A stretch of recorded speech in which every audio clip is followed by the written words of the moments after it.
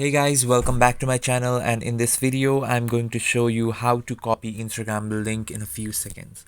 So this is very simple and easy to do. You just have to open your Instagram app and just go to your profile, and here you can see share profile. So click on this. You can just download your QR or share your profile and copy your link. So I'm going to copy this link and go to Chrome. So here, pasting the link.